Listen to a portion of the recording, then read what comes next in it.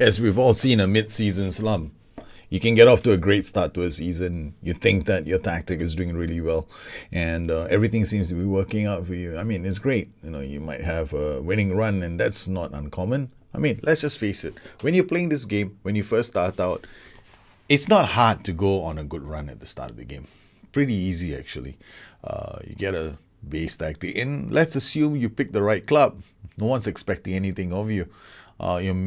Maybe you're an anonymous mid-table club, and all of a sudden you've gone on a streak of 4 or 5 wins, and you're near the top of the table, and you're really happy. Then things start to change. Things start changing. The AI gets a handle on how you're playing, and you seem to think that, oh no, my tactic doesn't work anymore, because the AI doesn't let it happen. And this is what I hear a lot. People saying, the AI does not let me win. It's what you believe. It's what you see. Right? You start losing, and that's what I guess it's almost natural to feel that way. The AI does not let me win. Damn it! What can I do? Well, the thing is this. Remember what happened when Pep Guardiola took over at Manchester City. He started the season really well. Top of the table, they're doing really well. Chelsea, I still remember, they had Antonio Conte. They started okay, but then they had some dodgy results at the start. And, things started to change the City. Teams started figuring out how to handle those two defensive, those inverted wingbacks that he loved to deploy. So they started isolating his inverted wingbacks from the defense so that they wouldn't become a passing option. And all of a sudden, City started struggling, instead of, happily romping past teams and becoming a genuine title contender, they drifted away and they started putting in bad results. Chelsea, well, we all know what happened with Chelsea. Chelsea they changed formations I think it was after that Liverpool defeat. And, or was it some other defeat? I can't remember exactly when Chelsea changed to its 3-4-3, or rather it's 5, whatever it was playing, 5-2-3. Yeah. So they changed their system, and with that started a run of results. Now, why is it? Does this mean that the other teams didn't let them win or something happened? The fact of the matter is, in the game, we have stopped treating the game like a super tactic game, right? You can't just expect to use a tactic and win all the way. Now, in the game, the AI is meant to think like a player, like you or me.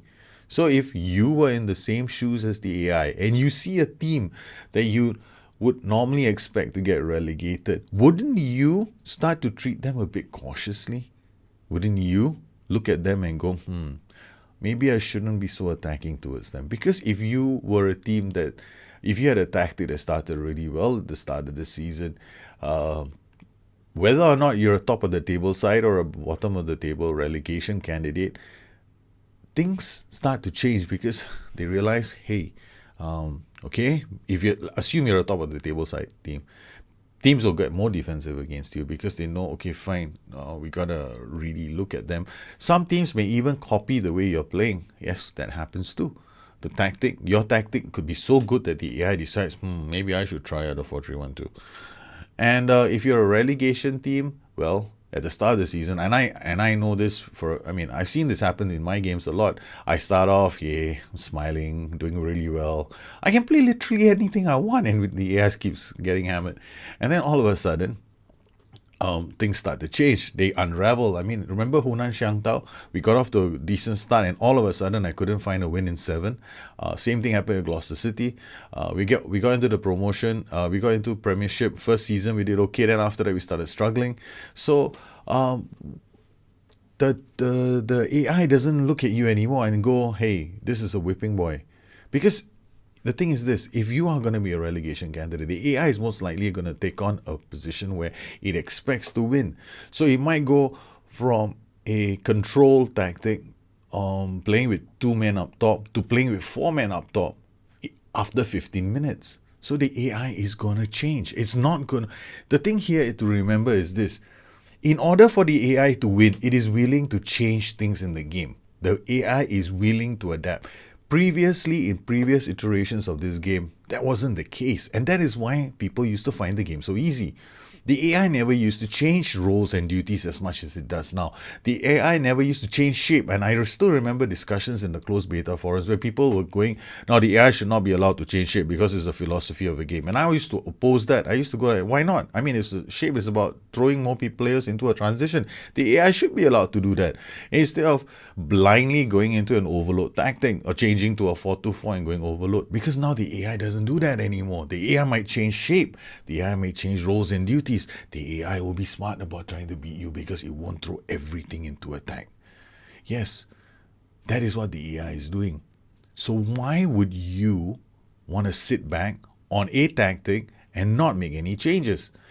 Let's just put it this way. When you decide that you don't want to do anything, that's when you allow the AI to win. That's when you allow the AI to beat you. That's when you have allowed the AI to kick your ass. The thing is, the game is, it's not about, this is a funny thing. This is not about getting people to play the SI way, which is what everyone seems to think. I know I've read on the forums as well. People say, hey, I don't want to play this way. This is the way SI wants us to play football. Frankly speaking, this is what's happening. That's what's happening in the real world. When Jurgen Klopp went again pressing with Liverpool, right? Early games were fantastic, right? Liverpool was beating everyone. Everyone was talking about how Liverpool are going to be title contenders. And then teams started realizing, hey, wait a minute. Whenever Liverpool does this ridiculous high press with his defensive line, notice certain things. Wijnaldum tends to break between the channels. Then we've got their two wing backs. They push up really high. And there's a weak link in their team. It's Omre Can. Whenever Omre Can goes down, he takes all of a year to get himself up again. That means they have a vulnerability. So what do? Let's make sure that we are in a position to hit them on the break through the flanks, and we'll cut inside, and then we'll put a lot of pressure, because then it's only our outside wingers who have to cut inside with their two central defenders who, well, you can't exactly say they're the best in the world, so we should be able to take them on. See, that's the thing, you see, teams adapt, they change. If it happens in real life, it's going to happen in your game. Liverpool against even Liverpool, when they played in the Champions League final in Turkey, same thing happened. They had to adapt. Now, the fact of the matter is this. So if you're in a situation, what do? Well, mid-season slumps are caused by three little things. It's either change in reputation, injuries, or fixture congestion. Each one of them says one thing to me. 80% of what you do in this game is about squad management. Handle the 80% of that in squad management, and you only have maybe 20% of tactical management left, and that 20% is actually very easy to do. So the first thing you want to do is you want to make sure that you approach the game in the right way. So when you're coming into a mid-season slump, first thing, make sure you have players. So let's say you're heading into I just started playing this game with Ajax just to have some fun. It's my new save actually, and I'm using this to do all these videos as well. So Ajax, well, my two results in Ajax both coincidentally happened after Champions League matches where we suddenly drop points because I do heavy rotation, and they are missing at least one defensive midfielder in this team, so we're gonna have to try and do our best. And so far we're doing okay. We managed to knock Monaco out of the Champions Cup, and we've got Leverkusen coming up. Enough of that. Yeah. So let's look at a mid-season slump. We know that you're going to get a mid-season slump eventually. And usually it happens in the winter months, right? You get off to a good start and then suddenly things start going south for you. And going south for you can happen for a variety of reasons. And you have to accept them. For example, if I'm in the Champions League, then I have fixture congestion to worry about. And I need squad rotation and squad depth. Now, with my Ajax team, I have a problem. Although it's a very talented team, they don't have a lot of depth to handle Champions League matches. They're going to have some players. We can't suddenly change to a different system and become very defensive because we don't have enough players. And those that we have, like for example, this player, Davinson Sanchez. Now, he may look okay on paper, but he's not that fantastic. He's just a youngster who has a lot of potential going forward. But at this point in time, in this present day and age, he's average. He's not. He makes mistakes at the back.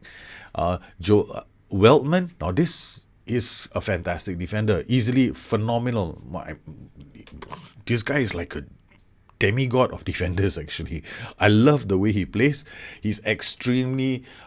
I've never managed him before. He's one of the best defenders in the world. So now, you got to get to know your players. You got to know where their weaklings are, where the weaklings are. So here we got Heiko Estaman. Also another good defender, except he's got one slight problem. He's coming on in age. He is not as fast anymore. And his mentals, they're not that fantastic. He doesn't make good decisions. He's got very poor composure. And, well, he's in my squad because I think I'm going to keep him for the rest of his natural living life because he's a professional and he's going to be good for tutoring. So we brought in another player called Fernando Tison. Now, you see, the challenge I have when I start any season is I'm already thinking about my mid-season slump. I'm already planning. Like, okay, I've got my first 11. I've got my support and my spine. And now, what am I going to do when we hit that slump? Because I'm going to get off to a good start. But then later on in the season, I've got to think about rotation. I've got to think about fixture congestion. I've got to bring players in. So who are my weak links? You got to identify your weak links. So I already know my weak links are quite a few. I've got Sanchez is a weakling. I know Westerman can't play every single game, so he's more like a bench player at the back. Then in midfield, I've got to give a start to players in the B squad and bring them in. Donny van de Beek has been brought in from the B squad because he has a lot of potential, and I have to play him because I think he can cover for defensive midfield weaknesses. So these are things that you have to do. You have to plan. So whatever tactic you're using, the first thing you want to look at is a plan A and a plan B. Naturally, we're playing with some funny systems because that's me. But let's kill my 3-4-3 for a moment. Let's talk about tactics that make more sense to people. What do I have? I have 5-3-2 from China. Yes, we do. Okay. So basically, you've got several tactics in the game. The ones I've noticed a lot of people having problems with, they gravitate towards two systems actually. All right. So the systems I notice that have issues are the 4-3-3 like this, the 4-3-1-2, and the 5-3-2. If you were to send me a tactic and say, okay, what options do I have with this tactic? Then I'll go like, okay, it depends on my players. It depends on your players. It depends on what you can see in the game too. Because whenever I create any kind of a system, I actually have a very good idea of how I'm going to score goals. I can actually visualize my goals. And that's probably one of the reasons why I'm jumping up and down, or you see me these excited faces that are happy. Because one of the reasons why I'm so happy or excited is because it's exactly the way I kind of visualize how that goal was going to come. So you end up having to do the same thing. So let's try a few examples. So if I were to play this game, I could play a 4-1-2-2-1, and you've got a 4-1-2-2-1 that's playing okay. You're doing well. It's doing great. It's doing really well for you. And you come out to a situation where you're forced, the AI is sussed you out. And you go like, oh damn. Now what do I do? Okay, fact is this. We have to remember one thing. Over the course of a season, you could have been playing this tactic on standard, flexible, and you could have been playing with these settings, for example, at the start of the season, playing normal defensive line, and then the AI is attacking you, and then you're doing well because the AI is giving you space at the back for these guys to take advantage of, and you scored a lot of goals on the counter. You drag them in, you hit them on the counter. You've done really well. Things change. The AI sees you as a threat now. Starts using maybe the same tactic against you, because that's very possible. The AI could use the same tactic against you. And now, instead of the AI attacking you so much, now the AI is sitting back. You're forced to go and look for goals. You're forced to step up. So when you step up, certain things happen. This guy who's a wingback on attack, now you find that they're cutting inside. Why? Because he's always attacking. Now you're in trouble. Because whenever he goes attacking, you have an issue. you find that certain portions of your flanks they don't connect very well, and every time you go camping, the AI hits you over the top. And I've heard that as well. I've seen that on the forums. People are complaining, oh, there's so many balls over the top. And I'm like, yeah, of course there are going to be balls over the top. If you're attacking with all your resources, the best way to attack you would be to hit the balls over the top. And that's what I would do. So what do you do then? So here becomes a question of, you started off the season being an underdog. Now the AI has gotten smart. Now it's the underdog. It says, we're going to sit back, let you come at us, because that's how Bournemouth beat Liverpool. That's how Manchester City started losing their runs, because teams started playing differently against them. They started sussing them out, and they said, okay, fine, let's play this way instead. Now, the AI is going to do the same thing to you. So you're going to have to look at your tactics and decide, okay, what can I do in order for me to push forward, attack, and, not leave myself so open.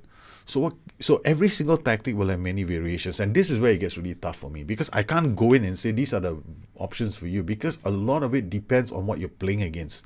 So if you're playing this tactic and you're playing against a 4-4-2, for example, you have to think about the 4-4-2 and its attacking prowess.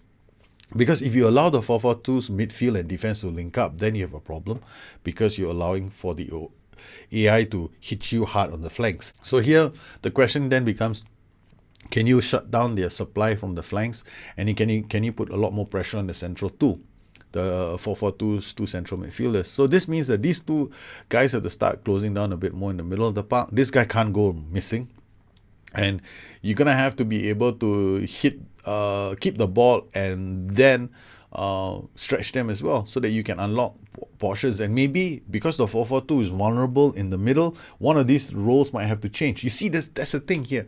You're gonna have to adapt to the tactic you're playing against. You can't just go, we're gonna just tweak for the sake of tweaking. It doesn't work that way. You're gonna have to look at the system you're playing against and then tweak. And that's the challenge at the end of the day, because there's so many ways to play. And I have overloading one side of the flank is a common style of playing. But it also depends on whether your players can overload. Now, let's try one other way. It's a really simple way, and I find it works in most of my tactics, right? What I do is, I don't want to go out there and have to tweak against any tactic that I play against. So what I do in all my systems is I turn these guys into certain roles that allow me to overload areas of the pitch. So I choose roles that allow for overloads. Again, this is all right, this can work. Okay, now this might work. All right, so what we have here is a situation where I want to create an overload on the left hand side of the flank, so I can drag any system I play against to this side of the pitch, and then we will unlock this Ramdauter's goal scoring opportunity. So both these players have to be good at direct passing, because if the attacking playmaker can't make the pass, then this guy has to make the pass, or this guy's got to make the pass to find this guy. So here I am playing in such a way that I'm creating an overload, and against any tactic I face, I will just tweak it slightly in terms of my shape and in terms of my mentality, so that I can drag them out of positions. So what would I do? Now, I do know that in order for my Ramdauter to be successful, they have to come out. So this tactic will be played on a normal or slightly deeper defensive line, hoping to draw them out. And if I can draw out a defensive team, then this Ramdauter get some love. But what if they never want to come out? Then I have to do something different. Then I have to think about camping. And if I don't need to think about camping, then this guy is maybe a winger on attack. And this guy could be a poacher inside the box, right? And this guy could be a wing back on support. This guy could be an attacking playmaker on support. So he is drifting here. So we create another overload situation going on this side of the flank. But this guy is giving us width on the right-hand side of the flank. And this guy is a poacher waiting to score goals. And we got inverted wing back again. So here, this system I would be setting it to play a normal work ball into box, retain possession, roam from positions. Maybe I'll do retain possession and roam from positions only because I'm playing against a very stacked up defense and I want my players moving around, moving the ball around. Okay, and we work the ball into the box if I choose not to cross. If I want to cross, then I remove this shot. And I still get them camping and stretching. It's just another way of playing. Another way of doing it would be to be a bit more if I'm not too confident, if I don't have players who can play this role if I don't have players who can play the role of inverted wing back, then maybe I'll get this guy to be a wing back on support. But here I'll tell you to sit narrower. He can't get further forward, dribble less, fewer risky passes, cross from deep. He might just push himself up to this position here, just beside Van der Beek, allowing Van der Beek to move forward. So he will sit down and cover this area. So Van der Beek can punch through the middle. And I still get my coverage going on at the back. So there are ways, there are so many ways in which you can create a system and you can put pressure on the AI. But you need to be able to think to yourself, you need to ask yourself the questions, what am I trying to achieve here? And a lot will depend on the system that we're playing against. Now, what about this system, the 5-3-2? The 5-3-2 is another one of those systems. Now, I've got a very simple formula for the 5-3-2. When I played it with Hunan Xiang, it was a very simple formula. I know I'm going to lose. Most of the teams are going to attack me. So this system was set up only to hit teams on the counter. But once I start having to camp, that's when the problems start emerging. Now, when I start out most of my games, I usually play this guy on DLP on support. This guy's a wing back on attack.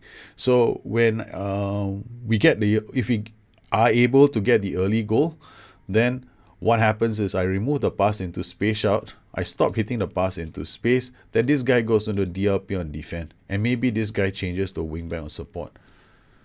Now, what happens if I'm playing against a team that's very defensive? These instructions might stay the same. Okay.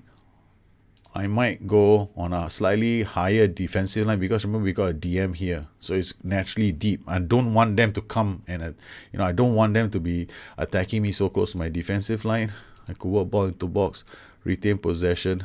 I could start with these shots against an extremely defensive team. Play on a higher mentality. And we'll go camping. We'll try to camp. But I noticed one thing. I've not committed my wing back. I left my wing back alone. Now, some people say that, I need to have my wing back on attack or else I don't get any attacks. That's not really true. Because if I'm camping against a team, then this wing back on support, he's going to overlap if you are controlling their half. So if you meet a team that is treating you, who wants to hit you on the counter, then I might do this. But a lot of it depends on what I'm seeing in the game as well. So it's not really a clear-cut answer here. Exactly what do? I need to know step 1, step 2, step 3 in detail. I can't give you that. Nobody can. You have to look at the game and adapt to the system that you're playing against, because football is like that. We adapt to the system that has been thrown against us. So if you want to try, if you need something, then you have to try things out in preseason. You have to find different kinds of teams to play against in preseason and try all these kind of things out. What about the 4-3-1-2? 4-3-1-2, I have a similar situation with that. You could start the season really well, and I find that a lot of teams are camping against you and they don't want to overcommit. What do you do? So what I can do is I can turn this guy into a wing back on attack, turn this guy into a wing back on defense, and then punch through one side of the pitch. All right. Maybe give this guy a box-to-box midfielder role, or even a roaming playmaker role. Give him a roam instruction so that he can punch up as well. So then I get this guy punching up, this guy punching up, this guy staying back to defend, along with this 4 will stay back to defend while we try and create something going. That doesn't work. He goes back to wing back on support. I take this guy off CM on support and then try something different. Maybe turn this guy into a person that can punch through from the middle. So I could have one punching through the middle here, one more punching through the middle here. Another option is turn this guy into a CM on attack, turn this guy into a wing back on support, and then tell him to sit narrower and dribble less, fewer risky passes, shoot less often, closing down more, cross from, you can leave this alone, cut inside with the ball. Okay, what happens now? This guy, you got this guy punching forward, this guy punching forward as well. So you got two guys punching. He will go to the flanks when he has the option to. But now make sure that I play my best center back on this side of the pitch. So you gotta have you got so many options, you got so many variations. But the thing is, this is about attacking variations. So when things get tough for you, you need to adapt and make certain tweaks, and you need to think of different variations in your tactics. And I can tell you this much: this is getting to this point in the game. If you have been able to do well up to this point in the game, then you reach the point in the game which is the last 10% or the last 15% left to master the game. And that's it. If you can do everything up to this point, then congratulations, you're probably in a position to beat any version of this game. But if you've reached this point and you're beginning to give up, then it's a real pity, because you got 80% of this game down pat. It's just the last 20. It's like you're running a marathon, right? And you're like a kilometer away from the finish, and you decide that you want to give up. You probably don't even see the finishing line. You probably still think it's a long way to go. And then somebody turns to you and says, dude, the finishing line is just over that hill. And all you got to do is crest that hill and you finish. So that's all you need to do. So think about different ways in which you can create variations in your tactic. Because once you master that part of the game, there's nothing left in this game to master, because you mastered it all.